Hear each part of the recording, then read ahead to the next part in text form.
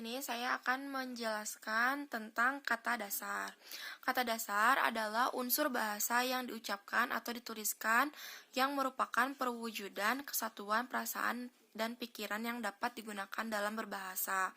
Contoh kata dasar yaitu kakak hutang satu buku cerita ke adiknya. Kata dasarnya itu yaitu hutang. Yang kedua, Desi makan bekal siangnya di kelas. Kata dasarnya itu makan. Dina beli baju di toko baru. Kata dasarnya itu beli. Sufi maju 2 langkah untuk menyamakan barisan. Kata dasarnya itu maju. Paman tidur di kamar depan. Kata dasarnya itu tidur. Assalamualaikum warahmatullahi wabarakatuh. Saya Roliana Raffi, perwakilan dari kelompok 4. Saya akan menjelaskan tentang kata berimbuhan. Kata berimbuhan ialah bunyi-bunyi yang ditambahkan kepada kata dasar untuk mengubah atau menambahkan makna pada kata dasarnya. Kata berimbuhan terbagi menjadi 4, yaitu ada imbuhan awal, ada imbuhan tengah atau sisipan, ada imbuhan akhir, dan yang terakhir awalan dan akhiran. Mari kita simak contohnya. Yang pertama yaitu awalan. Awalan atau imbuhan awalan yang diletakkan pada awal kata dasar disebut dengan awalan. Ada beberapa imbuhan awalan, diantaranya ada me, pe, ber, ada juga di, ada ter, dan ada pe. Contohnya untuk imbuhan ber. Imbuhan ber bisa berubah menjadi 2 bentuk, yaitu bel dan be. Apabila imbuhan ber bertemu dengan kata dasar yang diawali dengan konsonan, maka ber menjadi be. Contohnya kerja, ditambah imbuhan ber jadi bekerja. Contohnya ibu bekerja di rumah makan. Yang kedua yaitu belajar. Imbuhan kata dasar ajar dan imbuhan ber. Contoh kalimatnya adik belajar dengan giat. Yang ketiga ada bertamu. Dengan kata dasar tamu dan imbuhan ber. Jadi Anton, kalimatnya Anton bertamu di malam hari. Yang pertama yaitu awalan. Awalan atau imbuhan awalan yang diletakkan pada awal kata dasar disebut dengan awalan. Ada beberapa imbuhan awalan, diantaranya ada me, pe, ber, ada juga di, ada ter, dan ada pe. Contohnya untuk imbuhan ber. Imbuhan ber bisa berubah menjadi 2 bentuk, yaitu bel dan be. Apabila imbuhan ber bertemu dengan kata dasar yang diawali dengan konsonan, maka ber menjadi be. Contohnya kerja, ditambah imbuhan ber jadi bekerja. Contohnya ibu bekerja di rumah makan. Yang kedua yaitu belajar. Imbuhan kata dasar ajar dan imbuhan ber. Contoh kalimatnya adik belajar dengan giat. Yang ketiga ada bertamu. Dengan kata dasar tamu dan imbuhan ber. Jadi Anton, kalimatnya Anton bertamu di malam hari. Lalu ada imbuhan sisipan atau yang di tengah. Sisipan ialah imbuhan yang diletakkan di tengah-tengah kata dasar. Imbuhan ini diantaranya ialah L, M, dan R. Contohnya kata dasar getar dan imbuhan R. Jadi gemetar. Contoh kalimatnya kaki adik gemetar karena takut. Yang kedua ada telapak. Kata dasarnya tapak dan ditambah imbuhan L jadi telapak. Contoh kalimatnya telapak tangannya dingin saat kusentuh. Yang ketiga ada yaitu contoh kata dasarnya cerlang ditambah imbuhan M jadi cemerlang. Contoh kalimatnya prestasinya di bidang akademik sangatlah cemerlang. Yang ketiga ada akhiran. Akhiran ialah imbuhan yang diletakkan pada bagian akhir kata dasar dan disebut dengan sufiks. Ada beberapa jenis imbuhan, antara lain ada kan, se, dan selain sebagainya. Lalu contohnya ada ambil, kata dasarnya ambil dan ditambah imbuhan kan, jadi ambilkan. Contoh kalimatnya yaitu tolong ambilkan pisau. Yang kedua ada datang, kata dasar datang dan tambah dengan imbuhan kan, jadi datangkan. Contoh kalimatnya ayah datangkan badut di pesta ulang tahun. Yang ketiga ada tuangkan, kata dasar tuang dan imbuhan kan menjadi tuangkan. Contohnya pelayan itu tuangkan susu ke gelasku. Yang terakhir yaitu imbuhan gabungan awalan dan akhiran, yang terdapat dalam bermacam-macam imbuhan. Ada imbuhan ada meng dengan kan, ada meng dengan i, peng dengan an, ken, ke dengan an, se dengannya, dan per dengan an. Contohnya yaitu ibu selalu mengirimkan Wati surat. Imbuhan me dan kan, kata dasarnya kirim, jadi mengirimkan. Dan yang kedua ada tukang beca itu berhasil menyekolahkan anaknya hingga tingkat perguruan tinggi. Ada imbuhan me dan kan, kata dasarnya sekolah, jadi menyekolahkan. Yang ketiga yaitu kecanduan narkoba membuatnya masuk panti rehabilitas. Ada imbuhan ke dan imbuhan an, dan kata dasarnya adalah candu, jadi kecanduan. Yang keempat yaitu perjuangan. Kalimatnya perjuangan kita belum selesai. Imbuhan per dengan an, lalu kata dasarnya juang, jadi perjuangan. Assalamualaikum warahmatullahi wabarakatuh. Saya Septi Primindani dengan NIM 19411111025. Di sini saya akan menjelaskan apa itu kata ulang. Kata ulang menurut Kamus Besar Bahasa Indonesia, kata berarti unsur bahasa yang diucapkan dan dituliskan yang merupakan perwujudan dari kesatuan perasaan dan pikiran yang dapat digunakan dalam berbahasa. Atau kata ulang adalah kata yang terjadi pengulangan pada kata dasarnya. Selanjutnya macam-macam kata ulang. Ada dua, yaitu kata ulang dewi pua kata sama kata ulang dewi langga. Yang pertama, kata ulang dewi pua kata merupakan pengulangan sebagian atau seluruh suku awal sebuah kata atau pengulangan suku kata awal. Contohnya, tamu sama dengan tetamu. Kalimatnya, para tetamu memakan daging setelah mereka menonton pertunjukan. Yang kedua, laki sama dengan lelaki. Contoh kalimatnya, lelaki itu sangat tampan. Yang ketiga, tangga sama dengan tetangga. Contoh kalimatnya, tetangga sebelah rumahku cerewet.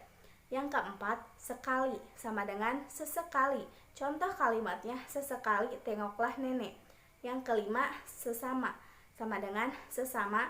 Contoh kalimatnya, banyak sekali pasangan sesama jenis. Baik, selanjutnya kata ulang murni atau kata ulang dwi langga adalah kata ulang yang mengulang seluruh kata dasar dan kata berimbuhan. Contohnya, 1. Marah sama dengan marah-marah. Kalimatnya, ayah marah-marah di rumah. Yang kedua, jauh sama dengan jauh-jauh. Contoh kalimatnya, jauh-jauh aku datang ke sini. Yang ketiga, tanda sama dengan tanda-tanda. Contoh kalimatnya, perlu mempunyai tanda-tanda seperti bersin-bersin. Yang keempat, tiba sama dengan tiba-tiba. Contoh kalimatnya, ibu tiba-tiba pingsan. Yang kelima, kejadian sama dengan kejadian-kejadian. Contoh kalimatnya, banyak sekali kejadian-kejadian seram di rumah ini. Assalamualaikum warahmatullahi wabarakatuh. Perkenalkan, nama saya Yunita Pangestu dengan nomor NIM 194111038. Di sini saya akan menjelaskan slide nomor 20 sampai 21 tentang apa itu gabungan kata. Sebelumnya kita harus mengetahui dulu gabungan kata ialah merupakan penggabungan dua kata yang membentuk kata dan makna yang baru. Penulisannya mestilah menggunakan kaidah dan tata caranya. Lanjut ya, sekarang kita akan membahas kaidah atau cara penulisan kata gabungan.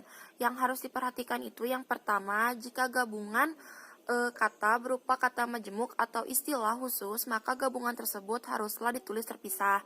Yang kedua, jika gabungan kata berpotensi mengundang salah persepsi, maka gabungan kata tersebut haruslah ditulis dengan menggunakan tanda hubung, kayak min gitu ya. Yang ketiga, jika salah satu kata dalam gabungan kata berimbuhan awalan atau akhiran, maka gabungan kata tersebut harus ditulis terpisah. Yang keempat, jika gabungan kata diberi imbuhan awalan akhiran atau dalam kurung konfiks, maka gabungan kata tersebut harus ditulis serangkai. Yang kelima, jika gabungan kata berupa kata dasar dan sebuah bentuk kata terikat, maka gabungan kata tersebut haruslah ditulis serangkai. Nah, tadi saya sudah membahas apa itu kata gabungan dan bagaimana cara penulisannya. Di sini saya akan memberikan contoh dari kata gabungan tersebut. Yang pertama, itu ada anak kucing itu tengah asyik berlari-larian di taman kota tersebut. Gabungan kata yang merupakan kata majemuk itu adalah kata anak kucing. Anak kucing ya kata majemuknya. Yang kedua, kedua pasangan itu diduga telah melakukan nikah siri. Gabungan kata yang merupakan istilah khususnya itu adalah nikah siri. Anak istri pejabat itu tengah diperiksa oleh pihak kepolisian. Anak istri sama dengan anak dan istri. Jadi kata gabungannya itu anak dan istri. Yang keempat, para penonton bertepuk tangan atas penampilan Andini di atas panggung tersebut. Imbuhan bergabungan antara tepuk dan tangan. Jadi kata gabungannya tepuk dan tangan. Yang kelima, kau harus mempertanggungjawabkan semua perbuatanmu di hadapan pengadilan nanti. Berimbuhan awalan dan akhiran. Mempertanggungjawabkan. Imbuhan memper kan gabungan kata tanggung jawab. Jadi memperkan itu imbuhannya, gabungan katanya tanggung jawab. Jadi mempertanggungjawabkan adalah gabungan kata. Assalamualaikum warahmatullahi wabarakatuh. Nama saya Dafa Abdul Alfa dengan NIM 191111014. Di sini saya akan melanjutkan presentasi dari kelompok 4 tentang pemanggalan kata. Pemanggalan yang dikenal dengan istilah hyphenation adalah tanda horizontal kecil yang memisahkan dua atau lebih elemen dari sebuah kata yang terpecah atau tanda pemisah di akhir baris dari sebuah hasil cetak. Dengan adanya pemanggalan kata, maka kualitas dari sebuah hasil cetakan secara estetis dan teknis menjadi lebih baik. Contoh pemanggalan kata. Semalam, aku melihatnya tengah menangis sendirian di bangku taman. Yang dipenggal adalah me, lalu nangis. Yang kedua, contoh kedua, aku merasa ada sesuatu yang berbeda dari dirinya yang sekarang.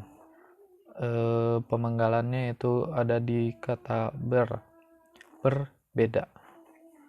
Lalu yang ketiga, aku masih penasaran mengapa dia bisa melakukan tindakan kriminal tersebut. Pemanggalannya yaitu pada kata melakukan, me dan lakukan. Yang keempat, untuk masalah itu, aku masih belum bisa memutuskannya dalam waktu dekat. Pemanggalannya ada di kata me dan memutuskannya. Yang kelima, dia dikenal sebagai orang yang selalu menolong orang lain tanpa melihat status sosial orang yang ditolong tersebut. Me dan melihat. Lalu di sini ada kata depan. Kata depan atau disebut juga dengan preposisi adalah kata yang secara sintaksis atau tata susunan kalimat terletak di depan kata benda atau nomina, kata sifat atau adjektiva, dan kata keterangan atau adverbia.